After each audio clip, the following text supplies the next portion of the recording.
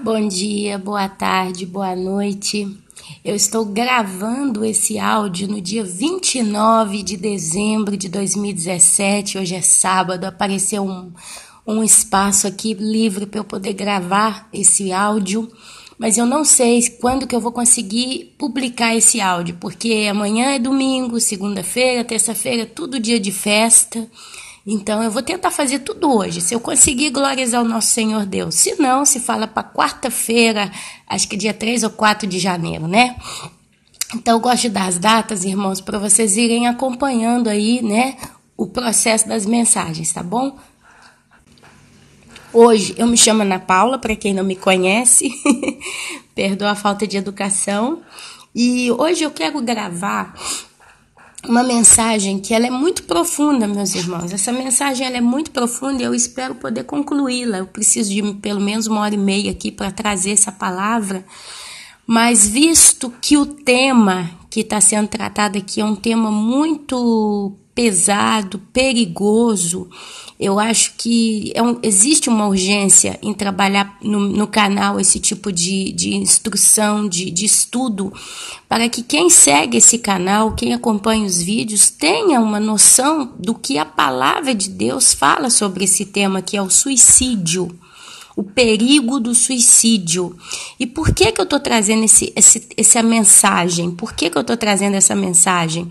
Eu ouvi esses dias um vídeo de um senhor e ele é muito sério, é uma pessoa muito coerente, muito séria, e ele contou, porque as pessoas fazem as perguntas e ele vai respondendo, e ele disse que tem visto no YouTube muitos pastores defendendo o suicídio desses pastores que se mataram. Quer dizer, a gente vê aí, pelo menos até onde eu sei, 3 pastores cometeram suicídio nesse mês passado, de novembro. Cometeram suicídio, e agora o assunto virou burburinho aí na internet. Tem gente falando que não foi suicídio, que o cara foi assassinado, tem gente falando que foi suicídio. Eu não sei. Eu tô fora do Brasil, eu não conheço esses pastores, eu não acompanho nada, eu não tô na igreja deles, enfim, né? Mas a ideia que está sendo dita aí é que eles cometeram suicídios. Um foi encontrado enforcado, o outro acho que tomou veneno, se matou com um disparo na cabeça, eu não sei. É o que está sendo dito. Os 3 cometeram suicídio. E depois, né, como eram pastores de igreja, agora está vindo alguns outros pastores defendendo, apoiando. E foi dito que está sendo falado que esses moços que se mataram até estão sendo perdoados por Deus e estão indo para o céu. Ok? Agora, irmã Ana Paula, você viu esse tipo de mensagem? Não, mas quem disse é uma pessoa séria que não teria por que inventar esse tipo de conversa. Então, eu tenho certeza que também está sendo dito então. Se essa pessoa que é uma pessoa confiável disse, olha, tem pastores aí na internet falando que esses pastores que se mataram foram perdoados por Deus, e aí ele começa falando sobre o assunto, né? Realmente é o que está acontecendo. E eu não duvido, e vou dizer um negócio. Satanás, ele está usando de tudo para tragar o máximo possível de pessoas para o inferno. O que eu quero dizer com isso?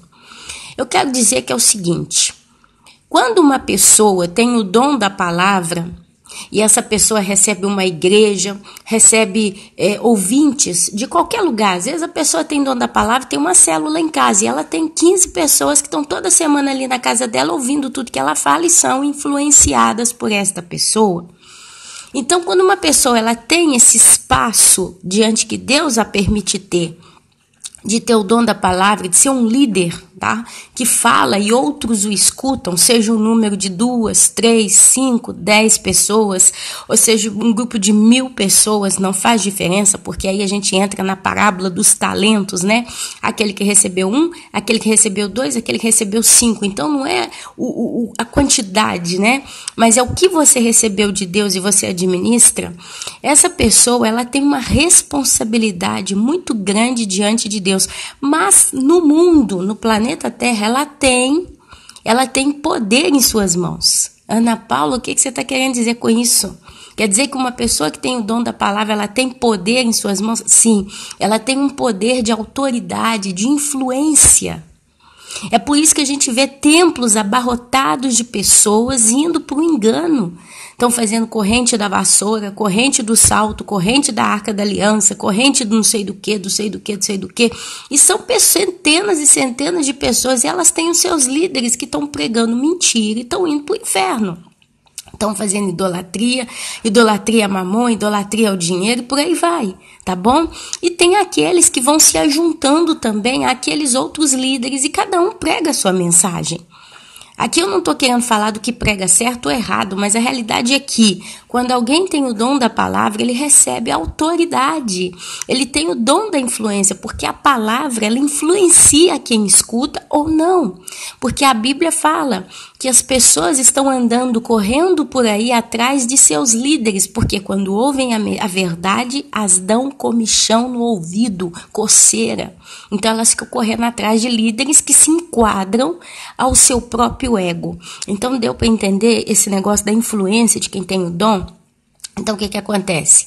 A partir do momento que se levanta um desses líderes e prega e fala e pega até mensagem bíblica, distorce tudo e fala, olha, pastor tal, aqui eu vou entrar com esse exemplo do que está acontecendo. Pastor tal era meu amigo, é um homem de Deus, é um homem fiel, e se ele cometeu suicídio, é porque ele provavelmente chegou num momento da vida dele tão extremo, tão pesado, e aí começa, né, a defender, a colocar a causa do Senhor.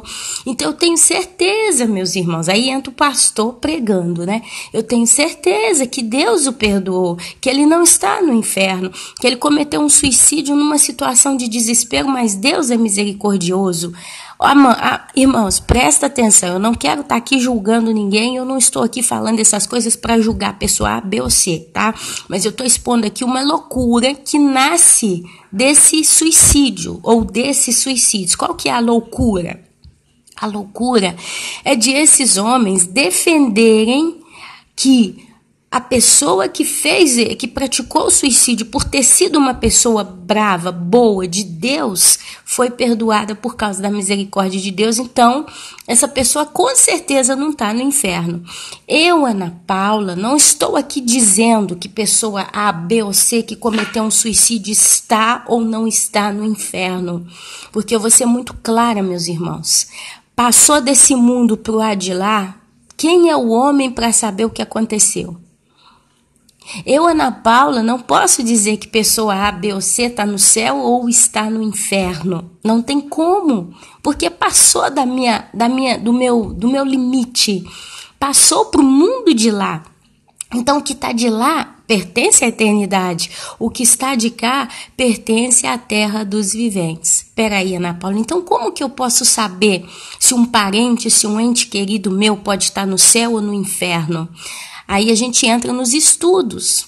Deixa eu explicar para vocês. Se você começa a ver frutos do Espírito Santo trabalhando na vida de uma pessoa, por exemplo, de uma mãe, de um pai, de um marido, de uma mulher, de um filho, eu, Ana Paula, posso falar da minha situação. Meu pai, durante muitos anos, andou por caminhos de morte. Foi alcoólatra, foi rebelde e fez tanta besteira na vida, a vida inteira. Meu pai não foi um pai presente, eu sonhei com ele no inferno, com a batata quente na mão, os demônios vibrando, e etc, etc, etc. O que aconteceu com meu pai? Meu pai, ele teve um câncer no pulmão.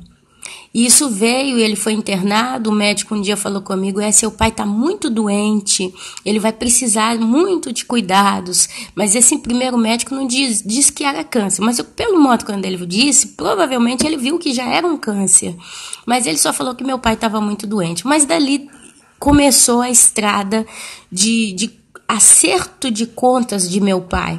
Deus teve misericórdia dele e permitiu que através desse câncer meu pai fosse tratado na alma.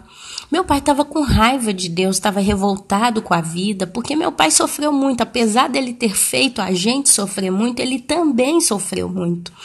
E eu entendi que meu pai estava sendo consertado por Deus no dia em que ele começou a pedir desculpa para todo mundo. Meu pai, ele estava já naquele... O câncer, ele vai comendo a pessoa vai apodrecendo por dentro e secando por fora. No caso do meu pai, o câncer do pulmão, ele fez meu pai secar. Meu pai virou uma múmia, literalmente falando. Mas meu pai, ele começou essa doença revoltado com Deus e terminou essa doença limpo. Meu pai teve um dia que a gente estava ali no hospital da Santa Casa de Belo Horizonte e aí apareceu as visitas, né? Apareceram as irmãs, apareceram os sobrinhos e tínhamos nós mesmo da família. Meu pai simplesmente começa, do nada ele olhou para a irmã dele e começa, desculpa, me perdoa, me perdoa. Aparecia a outra, ele começou, desculpa, me perdoa, me perdoa. Eu emociono porque primeiro que foi meu pai, segundo que eu vi tudo isso que aconteceu. Terceiro, porque eu vi que ele entendeu naquele momento que realmente não tinha como voltar atrás. O destino dele já estava decidido. Deus bateu o martelo. Você vai morrer, está morrendo. E meu pai, ele começou a pedir desculpa e perdão. Desculpa a minha mãe. Quanto que ele pediu perdão para minha mãe? Ele pediu perdão para mim. Foi ali, meus irmãos. Eu vou tentar passar resumindo a história, porque senão a gente perde completamente o fio da meada aqui. Mas eu posso dizer que ali eu entendi. Deus está trabalhando profundamente no coração de meu pai. Depois teve o caso dos irmãos, os médicos, depois de um tempo, mandaram meu pai para casa, porque não tinha mais nada o que fazer. Ele estava só tomando morfina, depois, né, nem a morfina mais fazia efeito. Meu pai já não comia, não bebia. E eu descansei no Senhor, eu orei o que eu tinha que orar, eu clamei o que eu tinha que clamar. Chegou o momento que eu descansei em Deus. E ali, meus irmãos, um belo dia, tinha um grupo, né, que todo dia, eles iam vir e mexe, eles estavam visitando meu pai, e eles eram cristãos, e eles faziam uma corrente de oração, eles faziam uma roda em torno do sofá ou da cama onde meu pai estava. Normalmente ele ficava muito no sofá, na sala, e ali eles faziam a corrente. Eu falo eles porque eu estava na Itália quando isso aconteceu. Eu viajei aqui para a Itália, eu fiquei... não sei se 2 ou 3 meses aqui, depois eu voltei, né, no Brasil, depois eu vim definitivamente para a Itália. Mas fizeram uma rodinha em volta do meu pai, e eles foram orando, e meu pai não tinha força para falar, não tinha força para se expressar, e chegou um dia que eles fizeram novamente essa oração, e oravam, meu pai ouvia tudo. E aí fizeram um apelo, Senhor Valdemiro, o senhor aceita Jesus como Senhor e Salvador da sua vida? E eles faziam esse apelo. Naquele dia, meu pai já não falava, já não comia, já não se movia, já não tinha força física. Ele realmente estava só com o cérebro ativo, né? Ele estava ali esperando literalmente a morte. Diz a minha mãe que ele estava virado pro canto do sofá, sabe quando tem a parte das costas, né? Então ele estava virado ali. Diz que meu pai vira de uma vez só, começa a bater a mão no peito e rindo, falava assim, aceito, e batia a mão no peito assim. E minha mãe fala, Ana, seu pai não tinha força, não falava, não reagia há tanto tempo, há tantos dias. Mas naquele dia, ele tirou a força não sei de onde, e ele fez isso. No dia sábado, por volta de umas 6 horas da tarde, meu pai falece. Ele faleceu. Ele faleceu.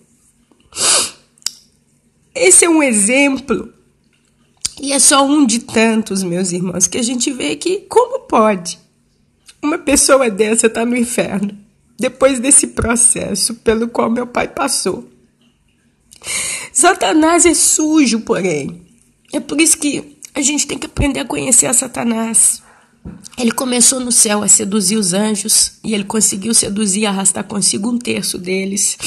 E olha que os anjos do céu não eram bobos ou limitados como nós somos, porque A Bíblia fala que a gente perece por falta de conhecimento e conhecimento da palavra.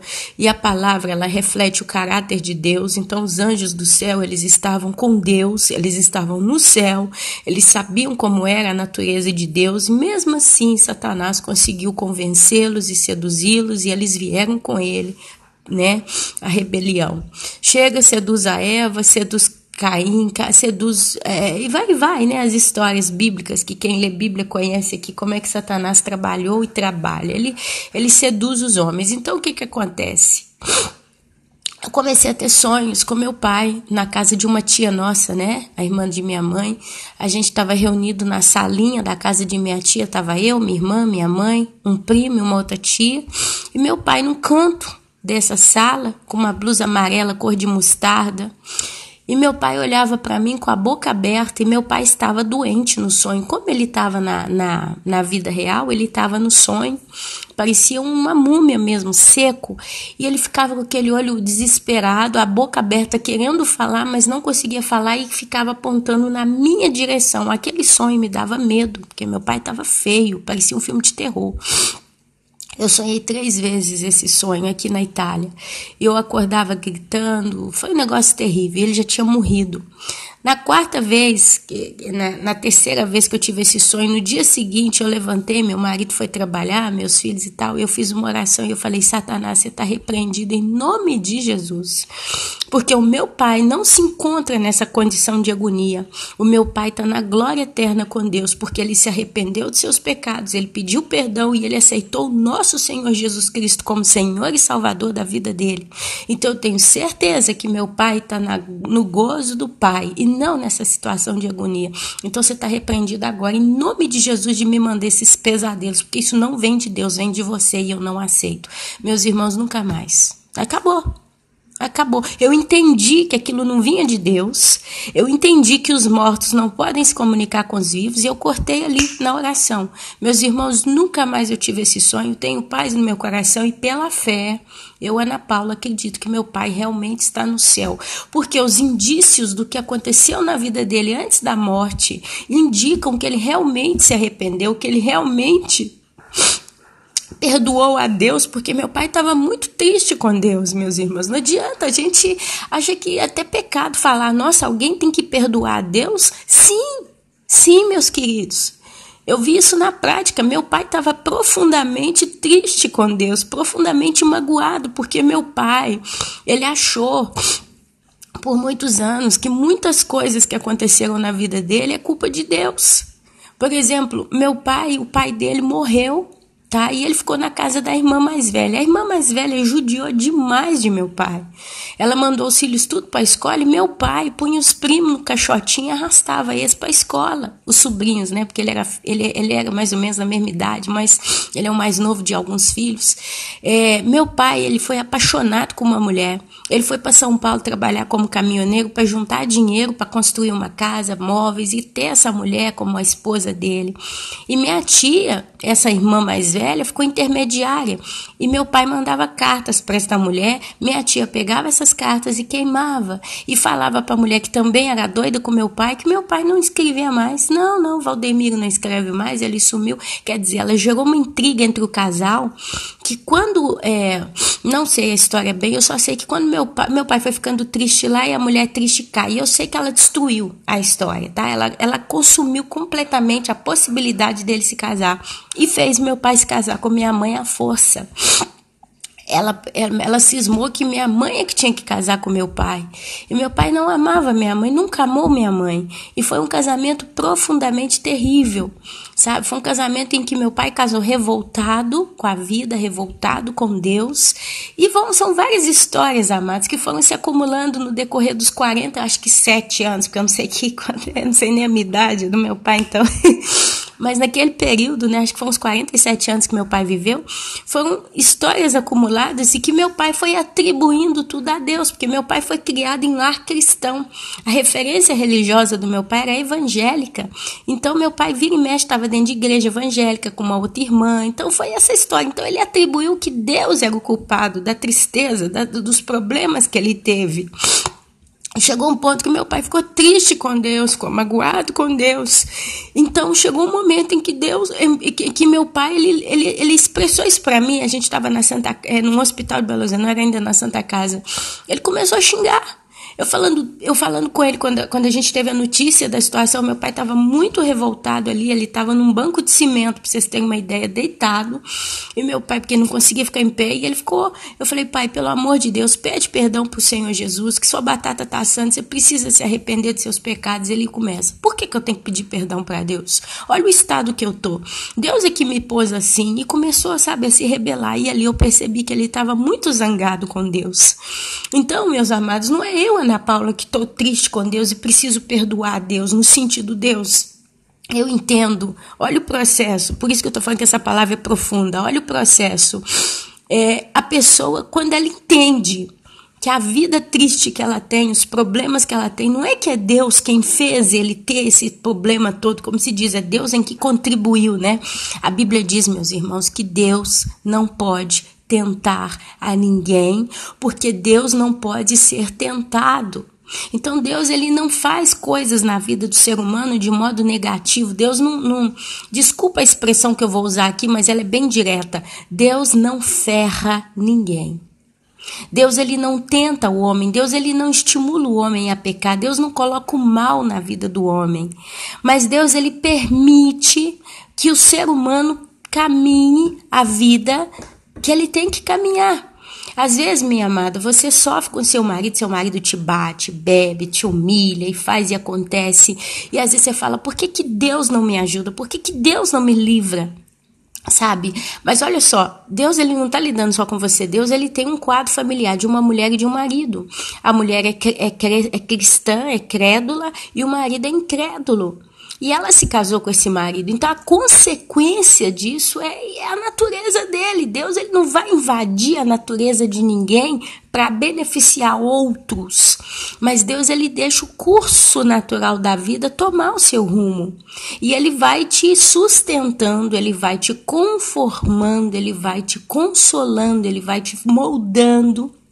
É como se depois da consequência ali, ele começa a tentar te ajudar a enxergar isso como uma consequência da vida, é uma intempérie da tua vida, sabe? São situações, às vezes a menina foi pra cama com o cara, ficou grávida, o cara sumiu no mundo, desapareceu, a menina, eu vou ter essa criança porque eu não tenho coragem de abortar, eu creio que isso está errado, né? Estou falando isso na linguagem do mundo, tá, meus irmãos? Pelo amor de Deus. E ali ela tem a criança e ela começa a ter o peso de ter que crescer uma criança como mãe solteira. Então ela começa a sentir o peso da responsabilidade e começa a ficar triste com Deus. E fala, por que o Senhor deixou que essa criança nascesse? Ou por que o Senhor deixou que a situação fosse assim? Por que o Senhor não traz o pai da criança e faz ele se converter? E ela começa a atribuir tudo à ação de Deus. Mas se o cara... ele escolheu viver a vida dele e ter a cabeça dele, o negócio dele é viver paixões uma atrás da outra, né? Uma noite de prazeres atrás da outra. E ele vai vivendo aquilo porque o coração dele está inclinado para aquilo e ele não vai ouvir a voz de Deus, porque Jesus diz, eis que estou à porta e bato, aquele que ouvir a minha voz e abrir, eu entrarei e cearei com ele comigo. Mas às vezes o cara, a gente vive isso dentro de nossa casa. O meu esposo ainda não é 100% convertido, talvez o seu esposo, a tua esposa, tua mãe, teu pai. Gente, nós estamos rodeados de pessoas que não querem saber de Deus. E a gente ora, a gente prega, a gente dá testemunho, não adianta. Essa pessoa, ela tem o coração duro, ela está bitolada na sua própria vida. Então a gente vê isso. E Deus... ele não entra de corpo, né, e sacode a pessoa e bota dentro da cabeça dela a Bíblia e pronto, tá salvo. Deus, ele deixa o coração do homem ir para o rumo que ele tem que ir. Porque no meio da caminhada de uma vida, Deus, ele vai convencendo, ele vai testemunhando para as pessoas a existência dele. Mas muitos não querem dar ouvidos. E aqui seria tema para uma outra pregação. Então, né... Então, minha querida, Deus, ele não faz esse milagre de bater o dedo, seu marido virar um anjo e você viver feliz. Mas são consequências de vida. Então nós estamos rodeados de pessoas que todos os dias fazem escolhas que vão trazendo consequência para a vida delas e a gente acaba participando porque moramos juntos, estamos no meio dessas pessoas. É uma família ímpia, são cônjuges ímpios, pais ímpios, e por aí é o desencadear de reações naturais da natureza humana que nos circundam. Então Deus, ele não invade essas coisas, mas ele deixa o curso natural da vida. Nesse meio tempo, poucos vão se arrependendo, vão consertando. Eu, Ana Paula, costumo dizer que a chave para se libertar de um vício, de um pecado, de um sofrimento, de crises, é a salvação. Porque quando a pessoa é salva verdadeiramente, ela se transforma numa nova criatura. Então ela conserta a sua vida. E isso gera consequências. Do mesmo modo que o pecado gera consequências, é uma cadeia, né? Uma reação em cadeia, a vida, quando ela se conserta, ela também gera reações em cadeia, em forma de bênçãos. Então imagina uma casa que todo mundo é salvo, todo mundo realmente tem confiança em Deus. Você vai ver que essa família, marido, mulher e filhos, né? Um exemplo que é raro acontecer, são pessoas que vivem mais em paz, estão mais em serenidade do que uma casa em que está cheia de gente ímpia. Então, meus amados, por que Deus deixa acontecer isso? Aqui tentando já também dar uma visão para isso. Por quê? Porque Deus precisa que cada ser humano nasça, cresça e viva, percorra o percurso da sua vida, desculpe meu pleonasmo, mas elas caminhem a estrada da vida que elas têm que percorrer de acordo com a inclinação do coração delas. Por quê? Porque vai chegar um dia em que terá um juízo. Esse juízo vai ser ou no tribunal de Cristo, que vai ser para os salvos, quer dizer, quem entrar no tribunal de Cristo vai ficar no céu eternamente com o Senhor, vai ser salvo. O discurso ali é do que cada um vai receber em forma de galardão, ok? Ou vai ficar com vergonha, ou vai entrar, mas está todo mundo salvo, está garantido a vida eterna, né? Ou o trono branco, que todo mundo que estiver perante o trono branco não tem o nome escrito no livro da vida e vão definitivamente e infalivelmente para o lago de fogo e enxofre, por todo sempre. Mas Deus, a Bíblia o chama de reto juiz. Jesus é o nosso advogado, Deus é o reto juiz. Então o que acontece? Se tem um tribunal, esse tribunal precisa ter provas de que quem está ali cometeu ou não cometeu determinados atos. Senão como é que Deus vai julgar o homem?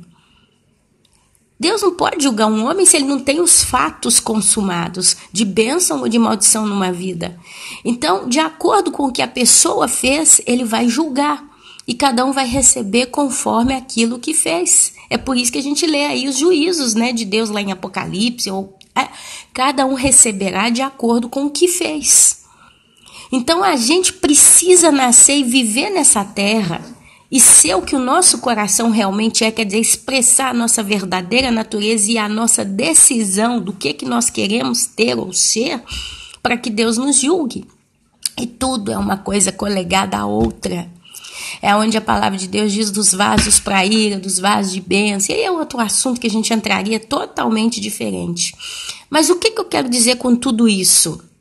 Tem casos de morte que a gente, vendo o histórico da pessoa que morreu, a gente já tem uma noção. Não, essa pessoa provavelmente ela está salva. Não, essa pessoa, estou na dúvida, eu não sei se ela foi, se ela não foi ou não. Essa pessoa com certeza foi para o inferno. Depende do histórico. Tem pessoas que a gente vê sendo ruim até no dia da morte. Às vezes o cara está na cama, a mulher está na cama, toda ligada em aparelho. Ela abre o olho, você olha para ela, você dá um sorriso, ela olha para você com ódio. Ela tá ali, batendo o pé, ela é ruim, ela arranha os dentes. Gente, uma pessoa dessa não pode ir pro céu. Então tem casos que são bem óbvios, tem casos que a gente fica na dúvida, mas e o suicídio? Aí a gente entra no assunto aqui, e o suicídio, irmã? Porque tem gente muito boa, muito sofredora que comete suicídio porque não tem força mais, não aguenta mais. E aí? Essa pessoa vai para o céu, vai para o inferno? Como é que é? Agora, tem algumas situações que a gente já pode ter uma ideia. Tem outras que não tem como ter uma ideia, ok? E tem coisa que eu não tenho nem como saber responder. Então, olha só. Imagina uma pessoa que ela tá muito desesperada, mas tá muito desesperada mesmo, a vida dela tá numa situação tão terrível, que essa pessoa, ela chega num ponto que ela não aguenta mais e ela tenta se matar e ela comete suicídio, ok? E normalmente esse é o caso da maioria. A maioria das pessoas que suicidam, ou elas perderam a esperança e estão num quadro de depressão, de desespero, de angústia profundo, tamanho, que elas literalmente não têm mais força e se matam. E tem as pessoas que se suicidam por impulso. O que seria? Você já viu esses filmes de policial, filmes de ação, que o ladrão ele vai o filme inteiro, porque ele crê que ele vai ganhar, ele vai combatendo ali com as manhas dele o filme inteiro. Chega no final, os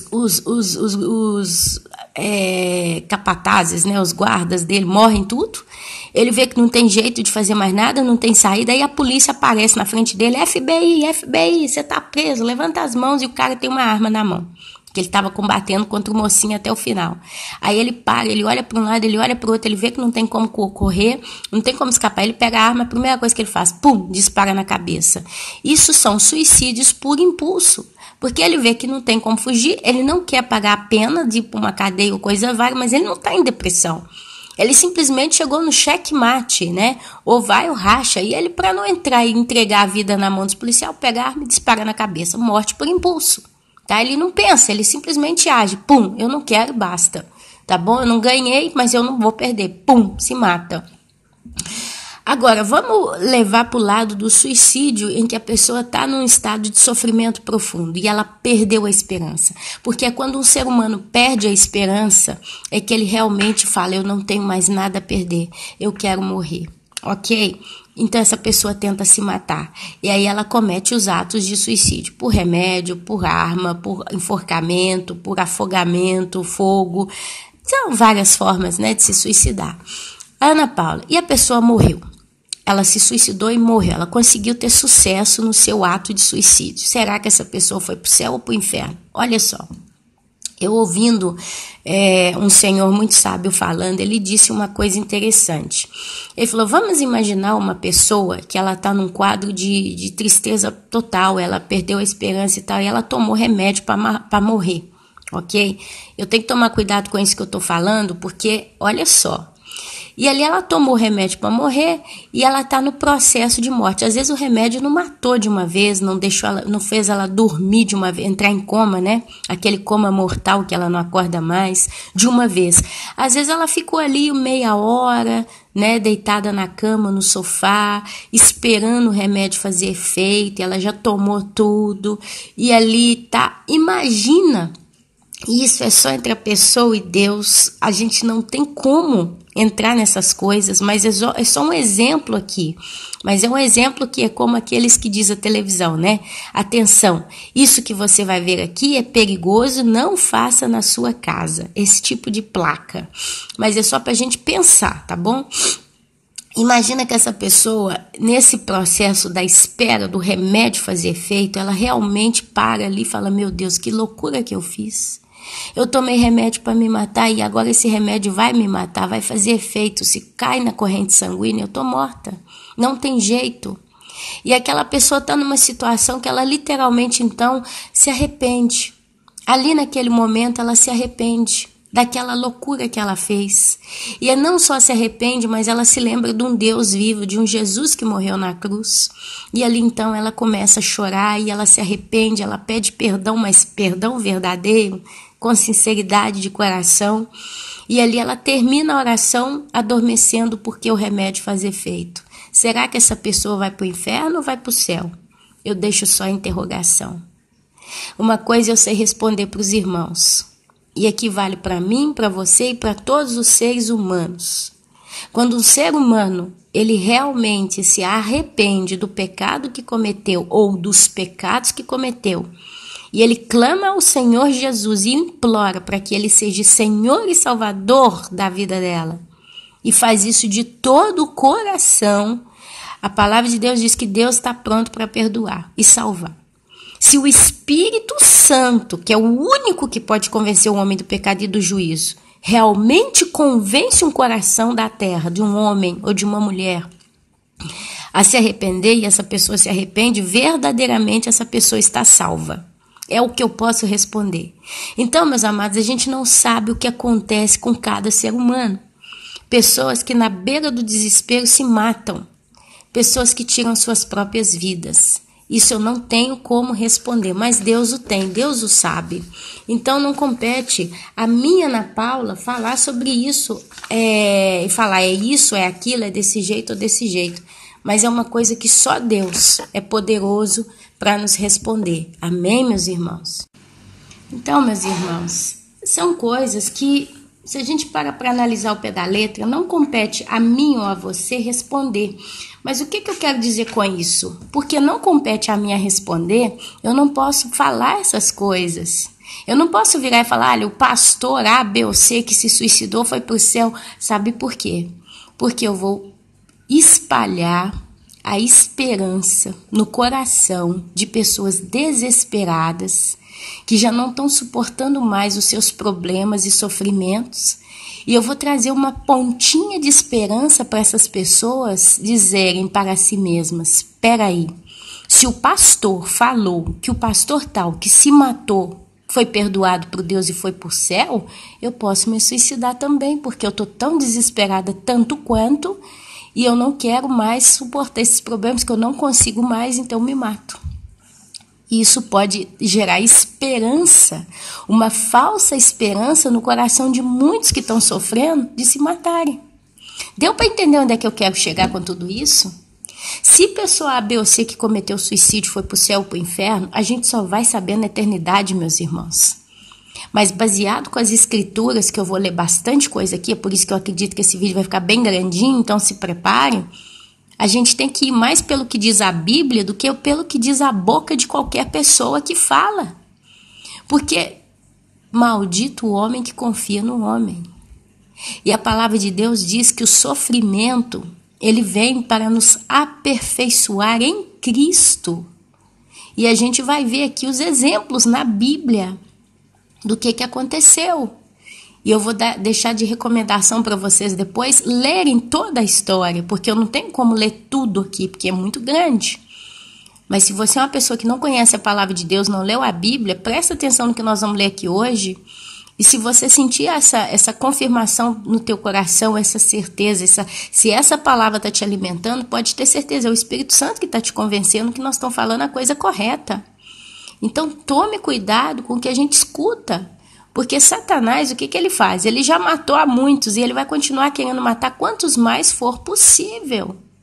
Então, se ele usa da sedução, do engano para levar muitos para o inferno, ele o fará. Vamos prestar atenção aqui no livro de Jó, capítulo 1, que eu vou ler com os irmãos aqui, tá? Quando eu anoto muita coisa, eu tenho medo de fazer bagunça, mas eu vou tentar ir pelas minhas anotações. E eu espero que eu consiga fazer um bom trabalho aqui com os irmãos hoje, tá bom? Então vamos ter um pouquinho de paciência aí. Olha só, Jó, capítulo 1, eu coloquei aqui do vamos lá, ler Jó, capítulo 1, depois capítulo 2 até o versículo 10, olha só. Havia um homem na terra de Uz, cujo nome era Jó. Homem íntegro e reto, temente a Deus e que se desviava do mal. Olha só, Jó era perfeito. Temente a Deus, se desviava do mal, era íntegro, era reto. Era uma pessoa de Deus, né, Jó? Nasceram-lhe 7 filhos e 3 filhas. Então ele tinha 10 filhos ao total. Olha só, que alegria para um homem na época de Jó. 7 filhos homens. Depois mais 3 filhas, era uma coroa na cabeça de Jó, era uma alegria, porque naquele tempo um homem ser pai para ele era símbolo de prosperidade. As pessoas que viam uma pessoa naquela época ter filho, quanto mais filho tinha, eles olhavam para essas pessoas e diziam, Deus é com aquele homem, ele é um abençoado de Deus. Então essa pessoa ela se sentia na perfeita condição, respeitado, um homem abençoado por Deus, né? E quando era filho homem, mais bênção ainda. Até hoje, né, tem essa ideia de que filho homem porque o filho homem é que toca a geração, né? São os herdeiros daquele homem. E as filhas são as coroas, né? Ele nasceu com 3. Possuía 7.000 ovelhas, 3.000 camelos, 500 juntas de bois e 500 jumentas.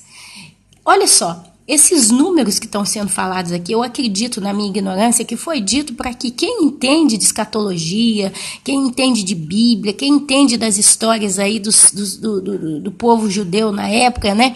Eu acredito que esses números têm um símbolo que quem tem uma pessoa para possuir um número tamanho de bens é porque ela era rica. É como se eu falasse hoje, né? Que eu conheço tal pessoa que ela tem no banco $1 milhão. Então, é uma pessoa milionária, né? Então, eu acredito que se espelha nessa linha de segmento. Por isso que fala esses números aqui. Era também muito numeroso pessoal ao seu serviço, de maneira que este homem era o maior de todos os do Oriente. Na época de Jó, ele era então o maior, o mais rico, o mais importante de todos os do Oriente. Seus filhos iam às casas uns dos outros e faziam banquetes, cada um por sua vez, e mandavam convidar as suas 3 irmãs e comerem e beberem com eles. Decorrido o turno de dias de seus banquetes, chamava Jó seus filhos e os santificava, levantava-se de madrugada e oferecia holocaustos segundo o número de todos eles, pois dizia: talvez tenham pecado os meus filhos e blasfemado contra Deus em seu coração. Assim o fazia Jó continuamente. Então, meus amados, olha só que situação. Jó era próspero, era rico, tinha filhos. Imagino que os filhos deles eram boas pessoas, a ponto que Jó oferecia os sacrifícios e dizia: talvez meus filhos pecaram no coração contra Deus. Então indica que eles também tinham uma educação realmente íntegra diante de Deus, né? Para Jó dizer talvez. E era uma família festeira, né? Você via eles virem e mexem fazendo banquetes e os irmãos estavam sempre todos juntos. Olha que vida maravilhosa, é o que todos nós gostaríamos de ter. Num dia em que os filhos de Deus vieram apresentar-se perante o Senhor, então aqui são os anjos, tá? Filhos de Deus são sempre anjos. Veio também Satanás entre eles. Então Satanás apareceu ali no céu diante de Deus e então perguntou o Senhor a Satanás: de onde vens? Satanás respondeu ao Senhor e disse: de rodear a terra e passear por ela. Aqui eu jogo um tabu por terra, que nós estamos falando no Velho Testamento, época de Jó. Jesus nem estava pensando em nascer ainda, né? Próprio dito na linha tempo-espaço, né? Tempo-cromos. E você vê aqui o próprio Satanás passeando pela terra, e ele tinha acesso à terra e ao céu. Tem gente que fala que Satanás ainda não está na terra, que Satanás não pisa na terra, Satanás está preso no céu. Tem gente que diz que Satanás não está no céu, Satanás não pode entrar mais. Presta atenção. Satanás aqui já tinha livre acesso à terra. A coisa é tão séria que já começou lá no Éden. O Éden, ele foi feito na terra, a ponto que ele foi selado para que Adão e Eva não entrassem de novo e comessem do fruto da árvore da vida. Eles foram expulsos do jardim. E Deus colocou anjos com espadas de fogo flamejante para não permitir que eles entrassem. Satanás pisou no Éden, Satanás pisou na terra. Satanás tem rodeado a terra desde quando o homem é homem nessa terra. Amém? Então não fica com essa ilusão achando que Satanás na terra não passa. Passa e como? E é que ele vai diante de Deus. E aí começa a conversa. Deus fica, é claro que Deus sabe, mas ele pergunta para Satanás: lá de onde vens? Satanás respondeu ao Senhor e disse: de rodear a terra e passear por ela. Gente, a Bíblia diz que Satanás ele está ao nosso derredor como um leão, procurando uma brecha que poder andar. Então presta atenção, ele sempre trabalhou, ele sempre ficou em torno dos homens. Perguntou ainda o Senhor a Satanás: observastes o meu servo Jó? Porque ninguém é na terra semelhante a ele, homem íntegro e reto, temente a Deus e que se desvia do mal. Então respondeu Satanás ao Senhor: porventura Jó debalde teme a Deus? É certo? Tem certeza? Acaso não o cercaste, acaso não o cercaste, concebe a ele, a sua casa e a tudo quanto tem? A obra de suas mãos abençoaste e os seus bens se multiplicam na terra. É normal que ele te teme, é normal que ele te quer. Ele está com tudo do bom e do melhor, nunca viu nada, nunca deve ter tido nenhuma febre. Olha só. Estende, porém, a mão e toca-lhe em tudo quanto tem, e verás se não blasfema contra ti na tua face. Olha Satanás desafiando a Deus. Olha para vocês verem. Satanás literalmente fala: é normal que ele nunca te blasfemou, ele nunca sofreu. Estende a mão contra ele, vai ver o que ele vai fazer. Disse o Senhor então a Satanás: eis que tudo quanto ele tem está em teu poder, somente contra ele não estendas a mão. E Satanás saiu da presença do Senhor. Você talvez fale assim, então é injusto o que Deus fez aqui, porque Deus literalmente entregou um homem justo nas mãos de Satanás. Meus irmãos, eu não estou aqui para julgar a Deus diante dessa atitude aqui. Eu não estou aqui para julgar a Jó. A gente está aqui só para ler a história. Então eu sei que na eternidade, se alguém aqui ficar com raiva e falar por que Deus fez isso, né? Ana Paula, você não disse que Deus não é homem para que tente o homem? E porque ele não pode ser tentado? Olha aqui, ele foi tentado por Satanás. Satanás empurrou Deus na parede e Deus aceitou. Meus irmãos, tentem entender. Deus, quando ele entregou Jó na mão de Satanás, em primeiro lugar, Deus conhecia o coração de Jó. Eu não tenho dúvida disso. E a Bíblia fala que não vem nada a nós que nós não podemos suportar. Então, se Deus fez isso, Deus já sabia o que ia acontecer aqui, até onde o negócio ia acontecer. Mas Deus, sabendo do coração de Jó, Deus provavelmente sabia que Jó também precisaria passar pelo refinamento, porque o sofrimento refina o coração do homem.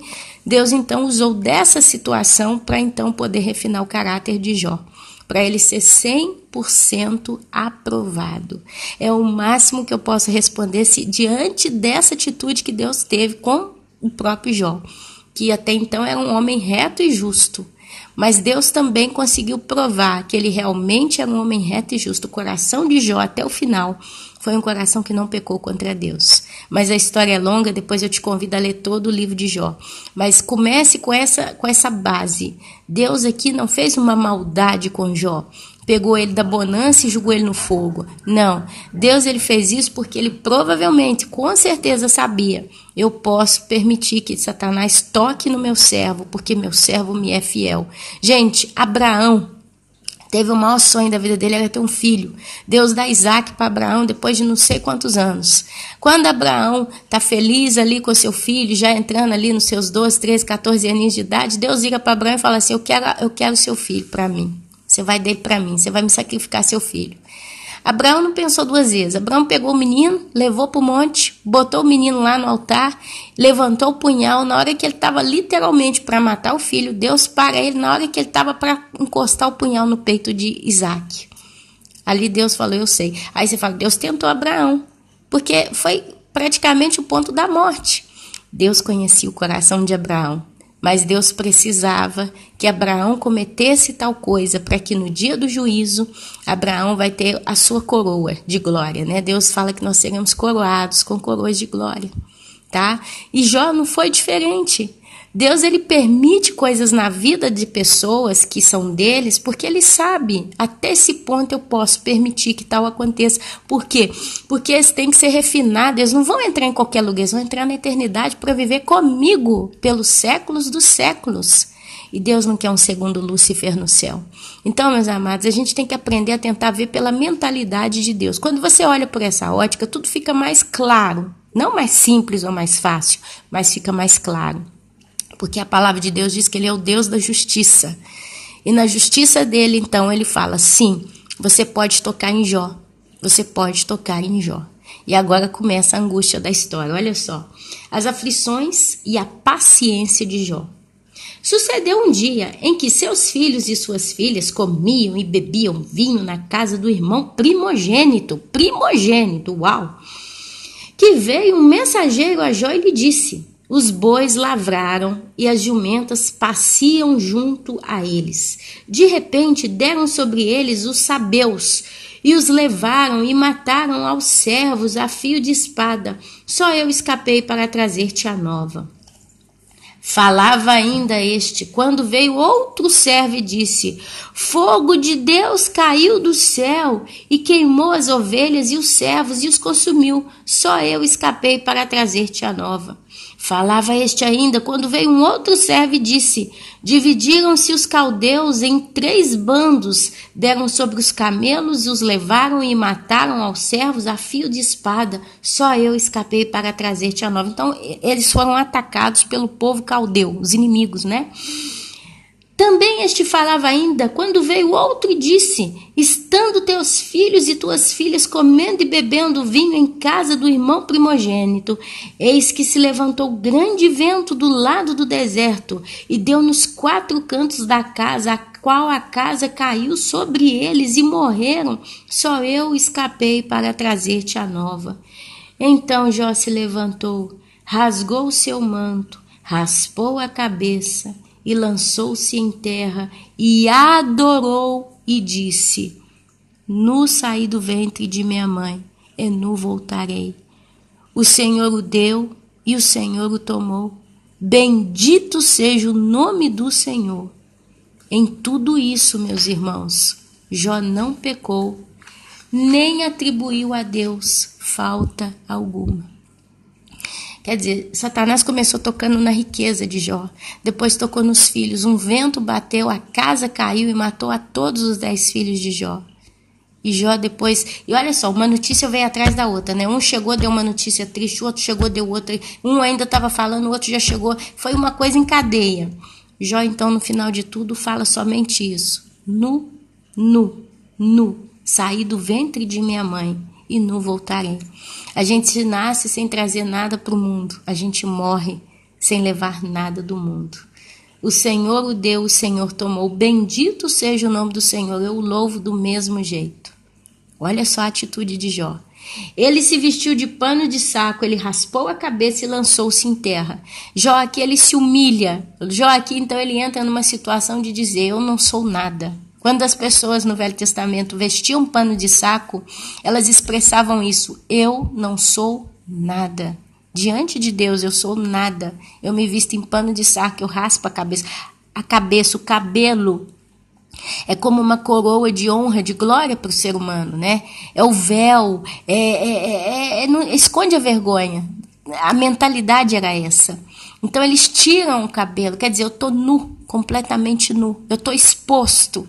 Eu sou isso, eu sou nada, mas eu glorifico a Deus do mesmo jeito, porque Ele deu e Ele tira. Com certeza Jó estava já que ele estava arrasado, emocionalmente ele estava arrasado. Perdeu 10 filhos, meus irmãos, de uma vez só. Perdeu tudo que tinha. Aí o que acontece?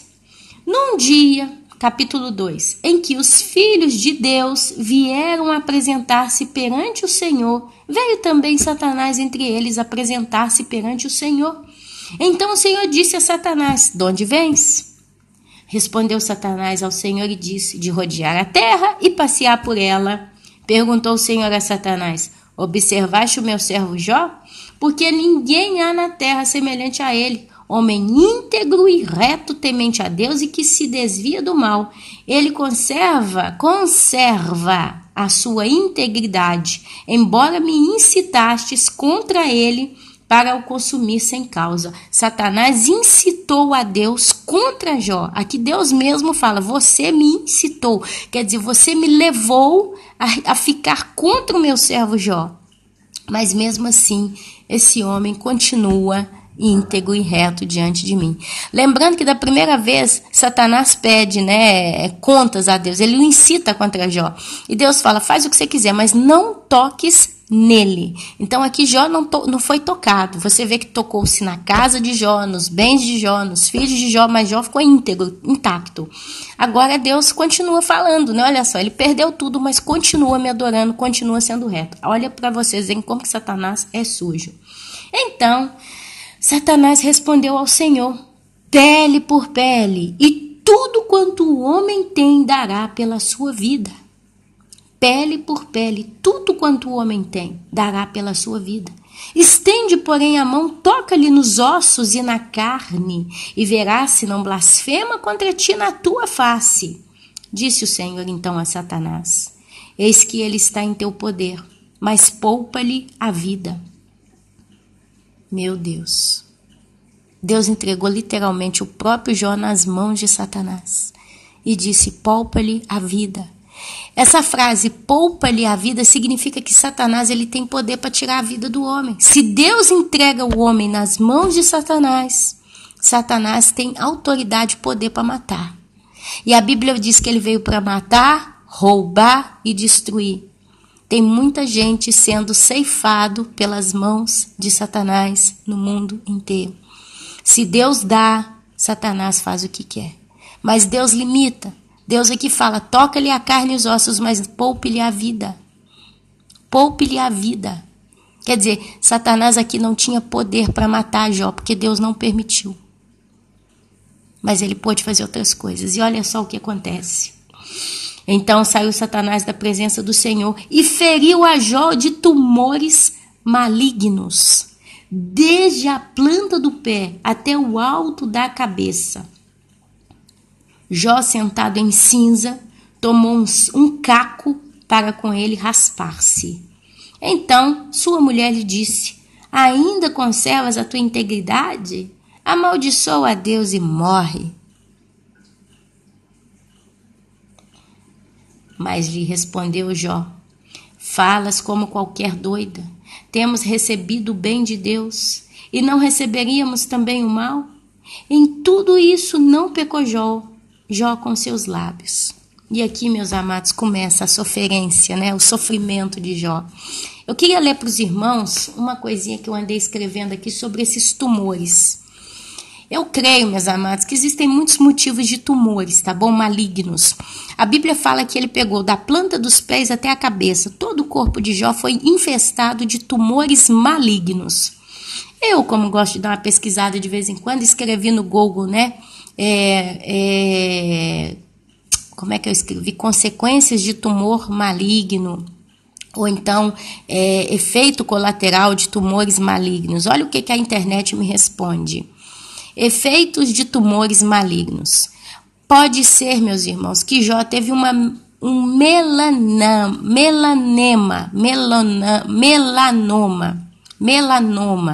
Isto é, um câncer de pele, o mais terrível de todos, porém o mais agressivo de todos, pois a Bíblia diz que Satanás o feriu de tumores malignos. Jó 2,7. Tumor maligno na pele cai no tal do melanoma. É o que a internet fala todo o tempo. Pode ser uma outra doença, mas basicamente Jó teve câncer de pele, o mais terrível de todos. É uma ideia, tá? Não estou dizendo que foi isso, mas é o que mais se aproxima do que ele teve. Um dos sintomas deste tumor são sangramento, coceira, queimação, dor e ulceração. Meus amados, a Bíblia fala que ele pegou um caco e começou a se coçar. Se sentou em cinzas, porque pode ser que ali ele imaginou que a cinza era como uma espécie de antisséptico, um remédio que ajudava a manter, né, um certo, não deixar infectar, ou feder, ou inflamar, sei lá, né, ele tentou a medicina que ele tinha, mas ele se coçava, meus amados. E aqui a Bíblia, o Google falou para mim que o melanoma, ele traz sangramento, coceira, queimação, dor e ulceração. Úlcera. Então, úlcera é uma ferida muito mais agravada. A úlcera é uma ferida que ela vai comendo a pele da pessoa até chegar no osso. Dá para entender? E aqui Satanás, aqui ele fala, né? Fere-lhe os ossos e a carne, toca-lhe nos ossos e na carne, e verá se ele não vai blasfemar. Então você pode ter certeza que o Jó, ele teve essa doença, ela foi tão pesada que ela chegou até nos ossos dele, com certeza. A úlcera, provavelmente Jó deveria ter partes do seu corpo com seus ossos expostos. Chegou ferida a pele viva até chegar no osso. Pode ter certeza disso. As feridas não cicatrizam e são feridas muito feias. Provavelmente a parte lesada fica de cor diferente em forma de manchas ou verrugas. Por exemplo, um melanoma, câncer mais agressivo, é um dos mais perigosos devido à sua capacidade de atingir outros órgãos por metástase. Quer dizer, uma coisa que vai tocando o outro e vai contaminando. E criar novas massas tumorais. Alguns dos órgãos atingidos incluem pulmões, cérebro, órgãos genitais, olhos, boca, orelha. Meus irmãos, não tem como imaginar a agonia de Jó. Esse câncer é tão agressivo que pode levar à morte. Uma vez que o corpo está com feridas malignas, provavelmente a pessoa tem febre, falta de apetite por causa também da dor e da aflição, total desconforto, enfim, agonia total. A mulher olha para ele, depois de tudo isso, provavelmente ela também já estava mais para lá do que para cá, desesperada, perdeu o filho, perdeu casa, perdeu riqueza, perdeu tudo. Ela vira para ele e fala assim: ainda você está acreditando nesse Deus? Amaldiçoa Deus e morre. Esse morre aqui, meus amados, é literalmente, ela falou para ele: se mate. Você está num estado que não tem cura, se mata. Amaldiçoa seu Deus, porque a culpa é dele, e morre. Aí o que Jó responde para ela? O que Jó responde? Mas ele lhe respondeu: falas como qualquer doida. Temos recebido tanto bem de Deus, não poderemos receber também o mal? Em tudo isso, Jó não pecou contra Deus. Meus amados, continuando aqui para a gente não perder tempo, né? Casos de personagens bíblicos muito tristes e angustiados. 1 Samuel 1,10 é quando é a oração de uma mulher que não conseguia ter filhos e de repente ela consegue ter, né, Samuel. Mas antes disso ela estava amargurada de alma, orou ao Senhor e chorou muito. Uma mulher em depressão, porque uma mulher sem filhos no Velho Testamento é um sentido de uma mulher humilhada. É como se essa mulher não tivesse a bênção de Deus sobre a vida dela. Salmos 42,6. Ó Deus meu, dentro de mim a minha alma está abatida, porquanto me lembrarei de ti desde a terra do Jordão, e desde o Emon, e desde o monte Mizar. Aqui continua, eu quero ler com os irmãos o Salmo 31, aqui vamos deixar o capítulo de Jó, e vou com os irmãos lá no Salmo 31, deixa eu encontrar aqui.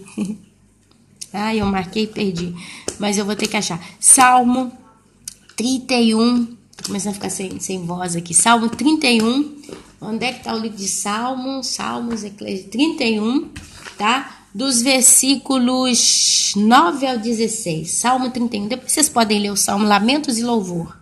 Do versículo 9 ao 16, olha o que Davi fala. Compadece-te de mim, Senhor, porque me sinto atribulado, de tristeza os meus olhos se consomem. E a minha alma e o meu corpo. Gasta-se a minha vida na tristeza, e os meus anos em gemidos. Debilita-se a minha força por causa da minha iniquidade, e os meus ossos se consomem. Tornei-me desprezo, opróbio para todos os meus adversários, espanto para os meus vizinhos, e horror para os meus conhecidos. Os que me veem na rua fogem de mim. Estou esquecido no coração deles como morto. Sou como vaso quebrado, pois tenho ouvido a murmuração de muitos, terror por todos os lados, conspirando contra mim. Tramam tirar-me a própria vida. Tramam tirar-me a vida. Quanto a mim, confio em ti, Senhor. Eu disse, tu és o meu Deus. Nas tuas mãos estão os meus dias. Livra-me das mãos dos meus inimigos e dos meus perseguidores. Faze resplandecer o teu rosto sobre o teu servo. Salva-me por tua misericórdia. E aqui ele continua no Salmo 31. Então você vê Davi descrevendo a sua tristeza. Provavelmente ele estava praticamente num estado de quadro depressivo. Ele dizia que até os seus ossos doíam, sua alma. A alma, meus amados, é o centro das emoções. Então Davi estava despedaçado. Mas o que acontece? Ele fala: quanto a mim, confio em ti, Senhor. Eu disse, tu és o meu Deus. Tu és o meu Deus. Nas tuas mãos estão os meus dias. Quer dizer, Davi sabia que a vida dele, boa ou má, estava nas mãos do Senhor. A minha vida pertence a ti. Eu não tenho autoridade sobre a minha vida pertence a ti, em palavras curtas. Livra-me das mãos dos meus inimigos. E aqui ele então começa a clamar e pedir a Deus para que Deus o ajudasse.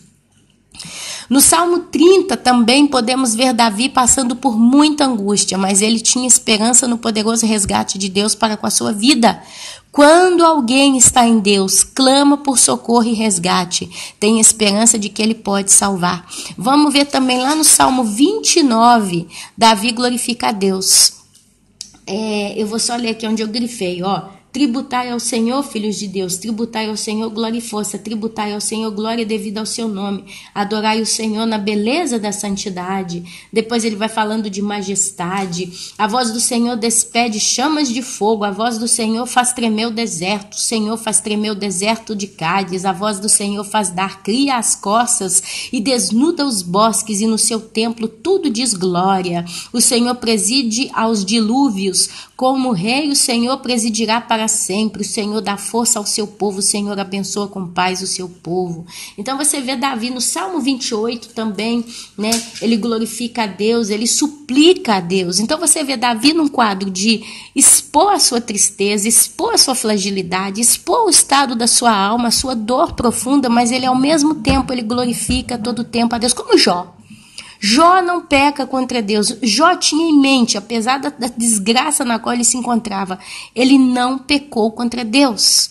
Ele não tirou a sua vida. Davi, se você vai lendo os salmos de Davi, o tempo todo ele clama a Deus por socorro. Ele fala várias vezes no salmo: Senhor, não deixe que eu vá terminar na casa dos mortos, né? Que o Senhor me faça descer a cova. Davi o tempo todo ele pede a Deus que dê vida. Davi pede vida, Davi nunca pede morte, ele pede vida, ele pede resgate, ele pede socorro, ele pede ajuda. Olha a visão de uma pessoa que tem confiança de que Deus é por ele, Deus é que rege a sua vida. Eu poderia ler várias coisas aqui, mas não convém. Agora vamos lá em 1 Coríntios, capítulo 6, versículo 19. Eu quero ler com vocês. Agora eu começo a correr um pouquinho, meus irmãos, porque vocês creiam ou não, meu marido já chegou aqui. Ele já chegou aqui um pouquinho, depois saiu correndo e eu tô assim, tá? Eu tô olhando aqui na janela para ver se ele não aparece e eu tô correndo com esse estudo aqui, porque realmente é difícil. 1 Coríntios 6, 19. Olha só, achei o capítulo 6, 19.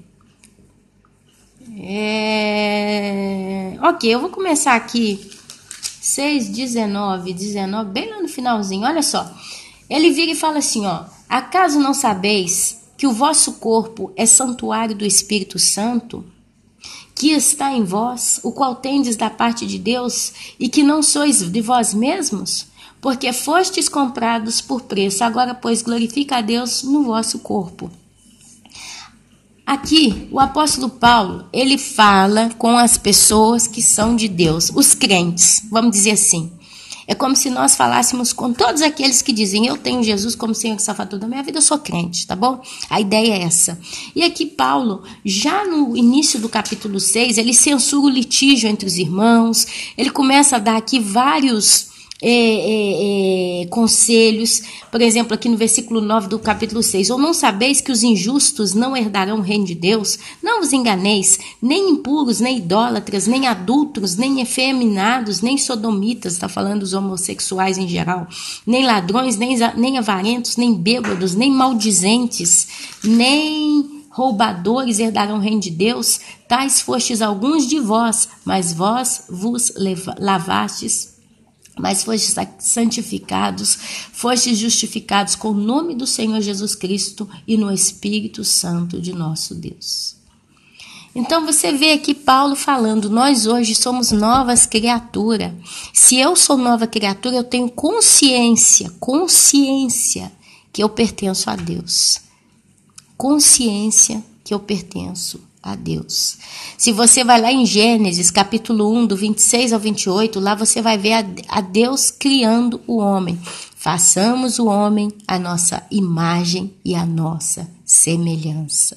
E aí Deus pega o barro, o pó da terra, modela o homem e depois ele sopra na boca do homem e a Bíblia diz que o homem se torna alma vivente.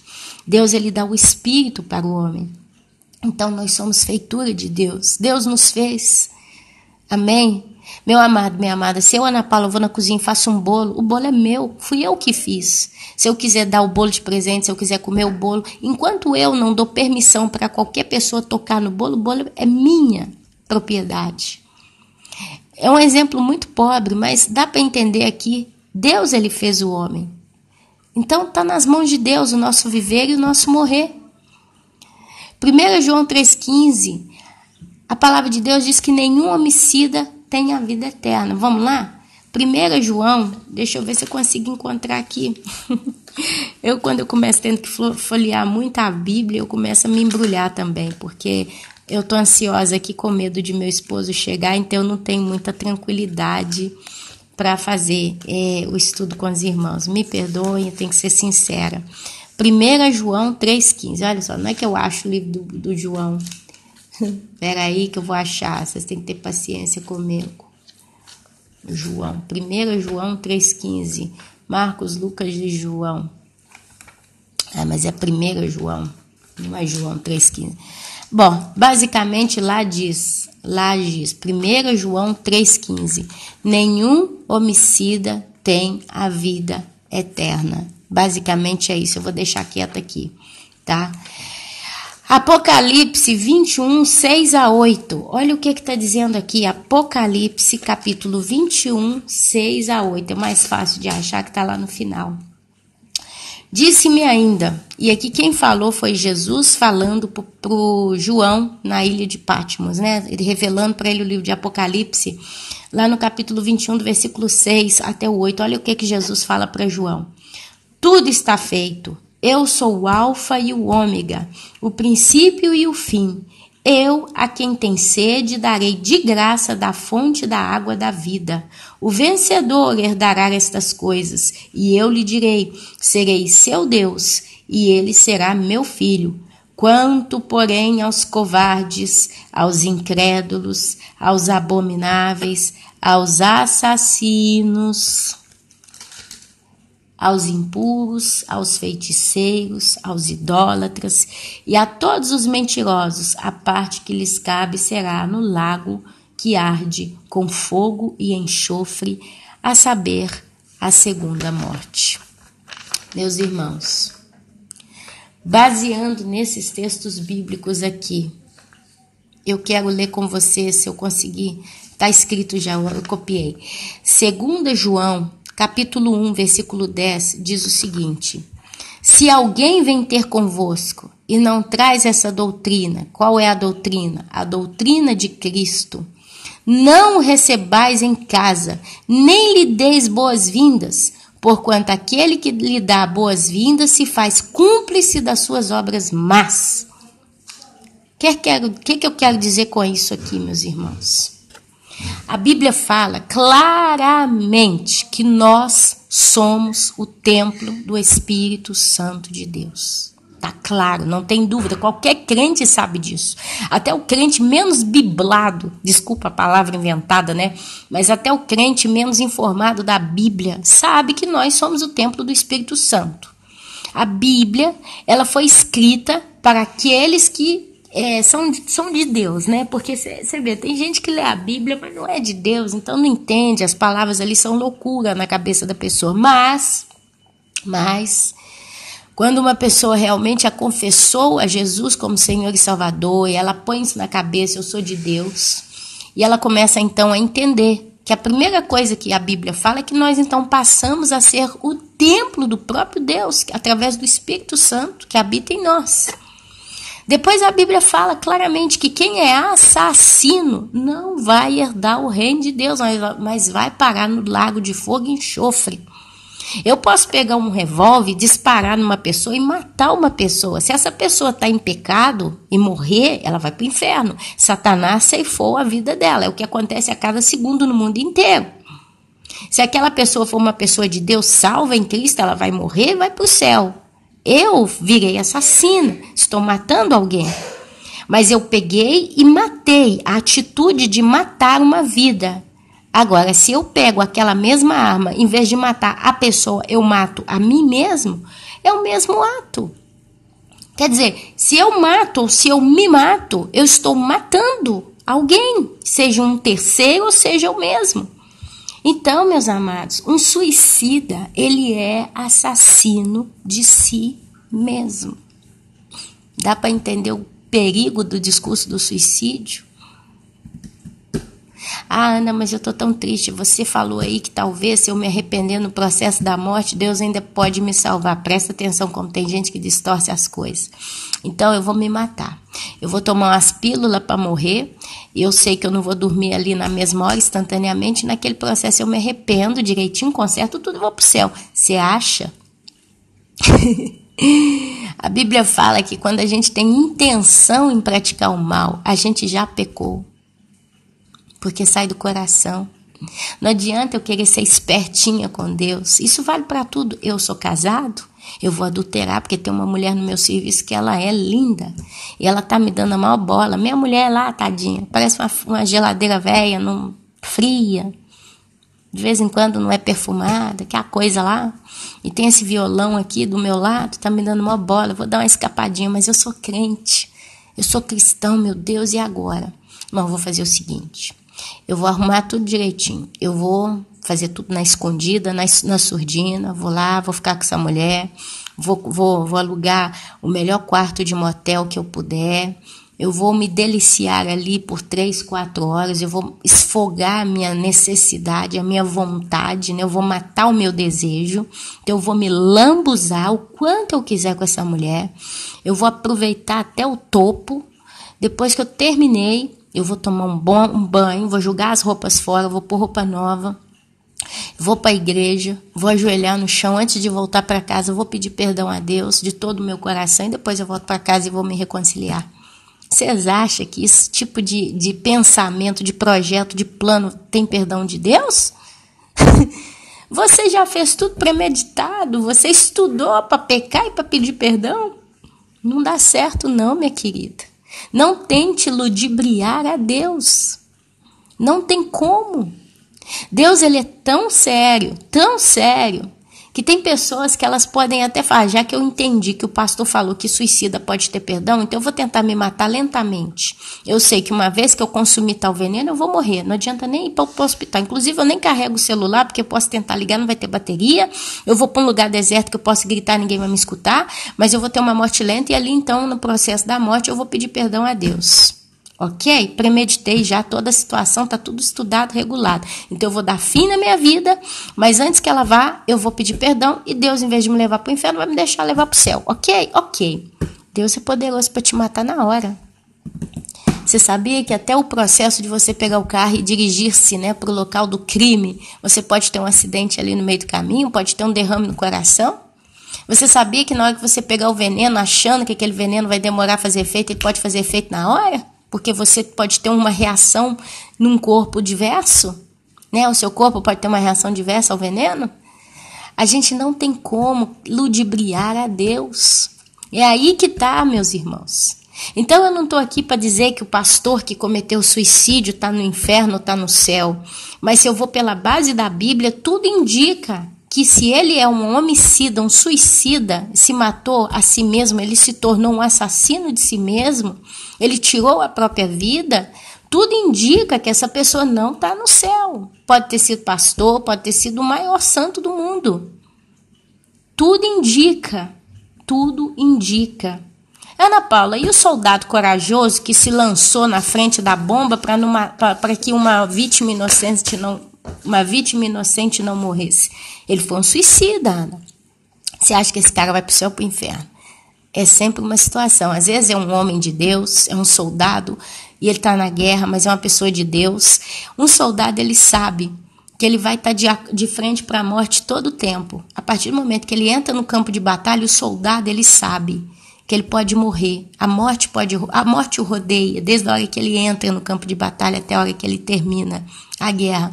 Então ele está numa situação e ele vê ali as crianças ali, tal. Aí aparece um louco com uma arma, né, para matar aquela criança. Ele vai, se joga na frente e morre no lugar da criança. Ah, mas ele foi um suicida? Não.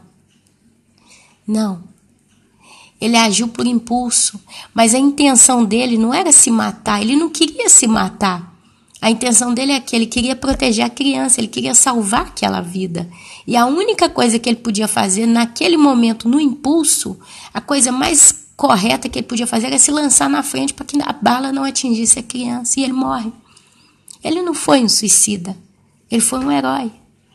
A gente tem que começar, meus irmãos, a não querer escafunchar tudo. Porque a palavra de Deus, e aqui eu estou encerrando, a palavra de Deus, ela diz que a gente vive pela fé. E se a palavra de Deus me diz que suicida, né? Aliás, a palavra de Deus me diz que o assassino não herda o reino de Deus. Eu tenho que entender que eu sou o templo do Espírito Santo. Deus, ele me deu a minha vida, o Espírito Santo habita em mim. Então eu não tenho poder para tirar a minha vida. Eu não tenho poder porque a palavra de Deus diz, Deus deu, Deus tira. Deus, ele dá, Deus, ele tira. Eu acho que eu li esse texto, se eu não li, ele está aí, né? Ele está claro aí. A palavra de Deus diz, Deus deu, Deus tira. Então, meus amados, o que acontece? O que acontece? Se eu boto na minha cabeça que eu estou sofrendo demais, eu preciso dar cabo da minha vida, eu me torno uma assassina. De acordo com a visão bíblica, é o que acontece. E eu sei que Deus ele é misericordioso e eu acredito de coração que tem pessoas que talvez elas nem tenham conhecimento de Deus, são as pessoas do mundo. E elas estão num quadro de tortura física, tortura mental, e elas estão tão desesperadas que elas então começam a querer se matar e elas tentam. Então eu acredito que Deus é misericordioso para intervenir nesse momento e convencer a pessoa do pecado dela e levar ela para o céu. Eu acredito nisso, sim. Mas aquele que tem consciência das Escrituras brinca com fogo, se faz esse tipo de coisa. Então, se você, minha querida, meu querido, ouvir pastores pregando que pessoas que cometeram suicídio podem ir para o céu, porque Deus é misericordioso e termina ali, tome cuidado. Porque Satanás ele usa de tudo para matar, roubar e destruir. Não compete a mim tirar a minha própria vida. Não compete a mim. Mas eu, Ana Paula, e você que está me ouvindo, tem que se comportar como Davi. Davi sempre combateu pela vida. Davi sempre clamou a vida. Davi sempre pediu a Deus para resgatá-lo do vale da sombra e da morte. Davi foi o maior encorajador à vida, porque ele atribuía a vitória pela vida através do intervenir de Deus. Então, esse é o que eu poderia falar sobre o que está acontecendo. Está virando um burburinho no Brasil, as igrejas evangélicas estão todas embaraçadas, né, agitadas. E ali os pastores começam a arrumar um jeito de pregar uma palavra para tentar defender as pessoas que se mataram. E é justo a gente ver que eles trazem os motivos pelos quais muitos pastores se sentem em pressão, debaixo de pressão, mas não podem justificar o ato de ninguém. Não cabe a nós justificar o ato de uma pessoa. A pessoa se mata, a pessoa trai. Tudo que é pecado, tudo que é contra a vontade de Deus, a gente não tem que achar um lugar para justificar aquilo, mas a gente tem que reconhecer, esse foi um ato de pecado. Ana, mas você não sabe a situação que a pessoa estava, quem é você para julgá-la? Eu não estou julgando. Pode ser que esses pastores tiveram um momento ali que eles desesperados pediram perdão e antes de morrer Deus perdoou e eles foram para o céu, por que não? Mas é o que eu falei no início do vídeo. Tem tantas coisas, meus irmãos, que a gente só vai entender e ver quando chegar lá, chegar no céu. Uma coisa eu tenho certeza, e isso há muitos anos eu aprendi: Deus é reto juiz. Tudo que nós viermos a ver na eternidade, porque é o lugar que tudo vai ser descortinado 100%, a gente vai saber os pingos nos is onde vão estar, não vai ter mistério acortinado diante dos nossos olhos. Ali a gente vai ver coisas que a gente vai falar, uau, uma coisa é certa. A convicção maior que prevalecerá é que tudo que acontecer ali, tudo que nós vemos ali, todas as consequências de tudo que a gente vê, veio diante da justiça de Deus. Deus, ele faz tudo com justiça.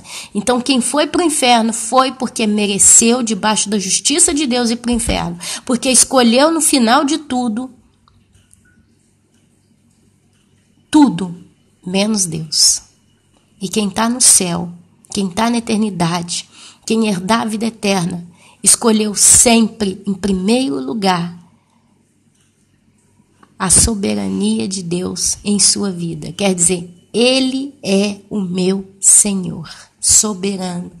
A sua vontade prevalece para sempre na minha vida. Esses vão herdar o reino de Deus, porque se sujeitaram à vontade de Deus. Seja ela uma vontade de dar e abençoar com tantas coisas neste mundo, ou de privar, de deixar que você receba tantas bênçãos. Mas Deus deu, Deus tira. Deus traz a terra, Deus leva da terra. Deus faz descer a cova, Deus faz subir a cova, como diz o salmista. Amém? E assim, meus queridos e amados irmãos, eu consegui gravar a mensagem. Não sei quando eu vou conseguir colocar ela no computador e descarregar no YouTube, mas a mensagem está pronta e eu espero que ela possa ser bênção na sua vida.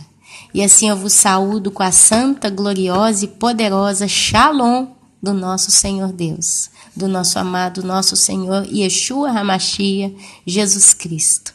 Amém, amém e amém.